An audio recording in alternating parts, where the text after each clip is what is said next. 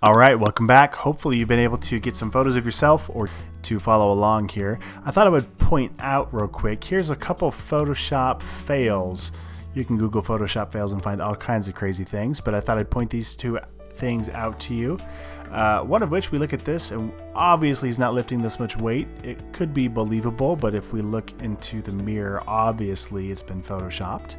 And what about here? We've got this extra hand hanging out on the shoulder here. We've obviously cloned out somebody sitting next to her, but we forgot about the hand.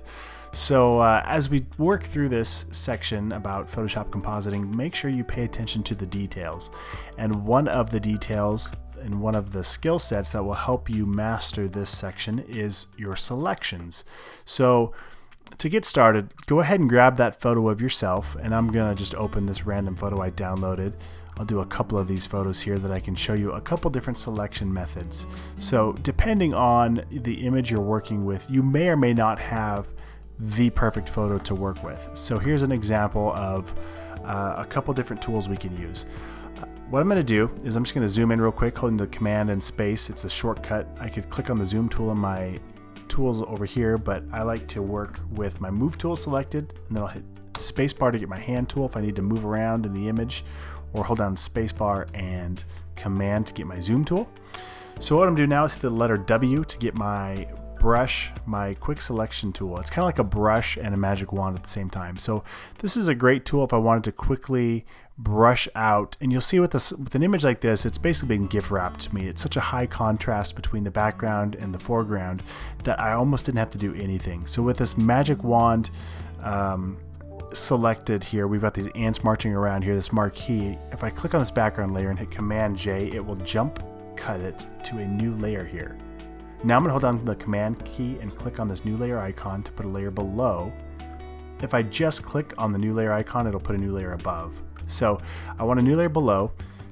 With my default swatches set over here, I'm going to hit Command Delete.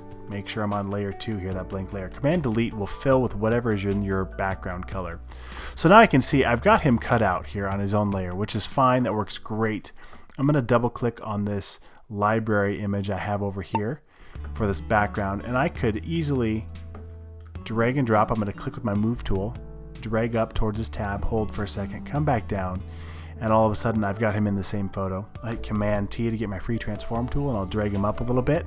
So you can see I've got this asset that I could work with. Obviously the selection as we bring it in here, it's not that great. It did miss quite a bit of the details. It's got this glow around it and wouldn't work out so good. I'm going to delete that layer. But I did want to show you, here's delete these two layers too. I did want to show you that with this brush tool we can make a quick selection. The magic wand tool is another one like that as well, where I can click once and it'll select similar colors. A better example of that would be on this Schwartz model. So if I click once over here in the gray background, it selects, right now I've got my tolerance set to 20, so about a threshold of 20 gets pretty close. If I put this up to say 50, it'll grab a lot more of those details, and then I can hold down the Shift key to add to that selection. But you'll see real quick, it starts to bleed in and grab a lot more than I want it to. So if I put this tolerance back down to about 20, I'll hit Command D to deselect. Now I'm going to click once, Shift click again, and just keep Shift clicking until I get most of the selections I wanted to. So there's a lot of ways to work with selections. I don't have to come in and try and select the model. I can select around everything else, then come up to Select, Inverse. And now I've got the inverse selection, so if I back it out now, it's just selecting him. With that layer selected, I'll hit Command J to jump cut him to his own layer. I'll click and drag up back to that industrial factory photo, and there we've got him put in there. And you know, we could work with this and make it somewhat believable, but again, take a look here. We didn't clip out between his legs or between his hand, so if somebody was really paying attention, they would notice those things, especially like the detail around the hair. We missed some things, especially in this dark background. So let's try again. Let's come back over here to this selection tool, or to the, to this image here. We'll use a different selection tool. Another option we have would be like the lasso tool. So hit the letter L. There's a few different lassos we can use. The regular lasso tool is just that. We can draw with our mouse to make the selection, and this is going to be really tough to get a perfect selection. But if I wanted to, I could zoom in, hold down the Shift key and add to the selection, or hold down the Alt key to remove from the selection, and just work it back and forth until I get it, you know, pretty close to what I want it to be. This would obviously take a lot of time, but depending on what you're selecting, sometimes that's a good way to work. I'm going to deselect that.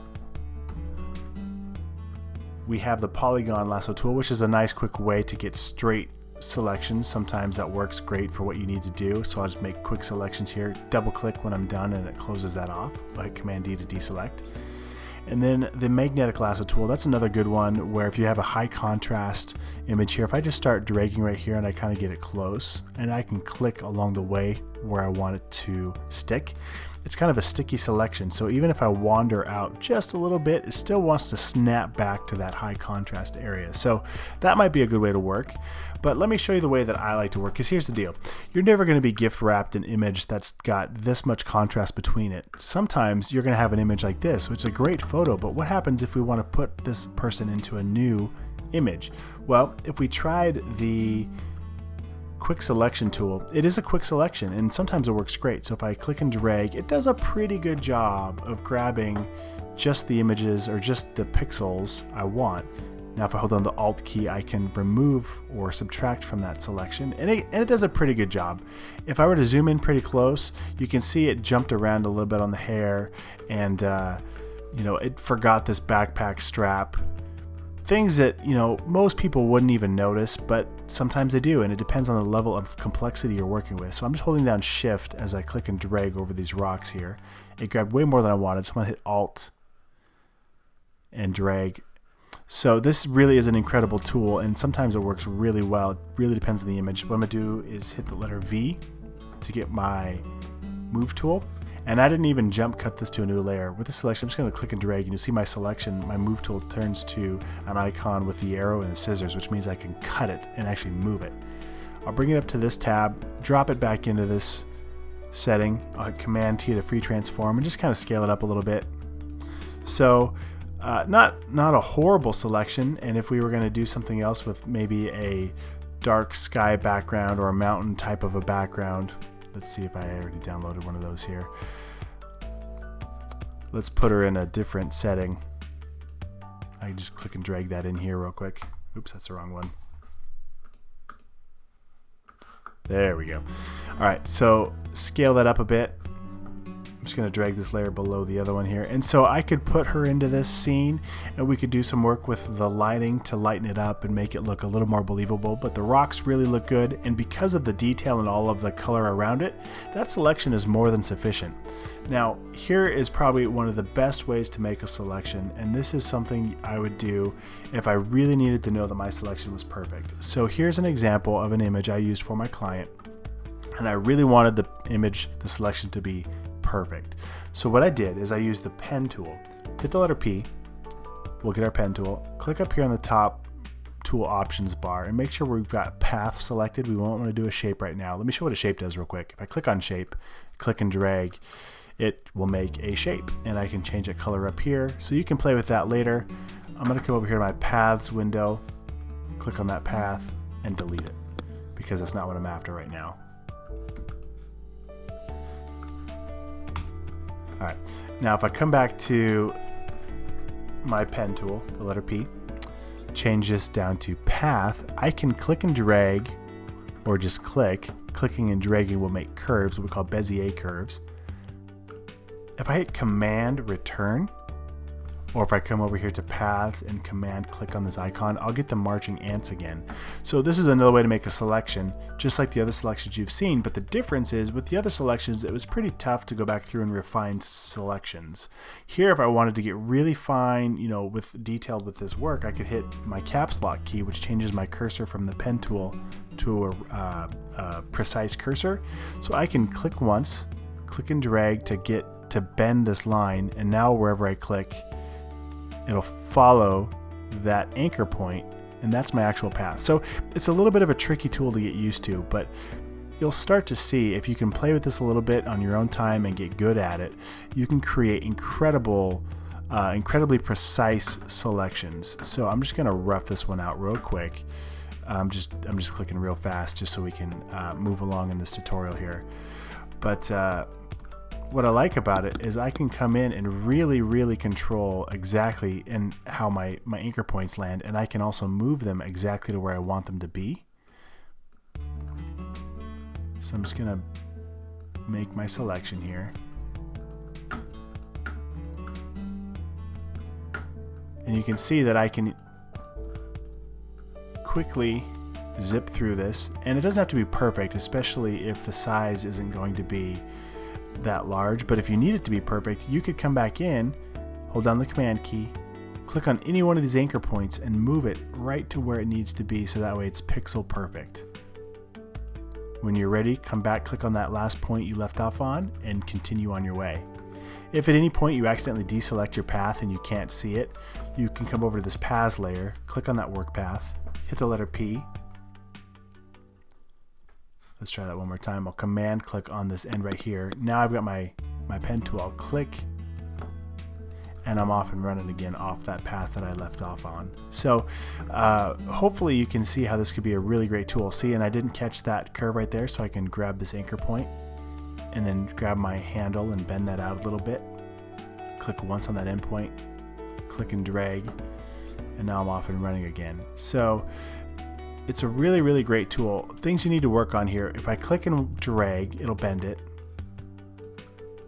Or I can click once, drag to get my anchor, my handle, and then come back and click again to get a bend. I can come back over it with the Alt key selected and change my curves from a rounded curve to a hard curve. Or I can grab my direct selection tool over here, the letter A, grab those points that I don't want, hit the delete key, and delete them. So it's really, really flexible way to make your selections. I'm gonna hit the letter P, whoops. Hit the letter P real quick and grab that endpoint, and I'm just gonna zoom out a little bit. I'll come back over and find where I started, and when I hover, I get my pen tool with the circle next to it, meaning I'm closing that path. So now with that selected, I can right click with my pen tool selected and hit make selection, which gives me the option to make a new selection, or if I already have a selection, I can subtract from the selection. I'm gonna hit Command D. Or I can click on this work path here with the Command key selected to get the selection. So now if I wanted to come back to my layers, I can hit Command J to jump cut this to a new layer. And if I bring this over into my, let's see, I can bring it over anywhere I wanted to. But you can see how we can make selections, and they're pixel perfect.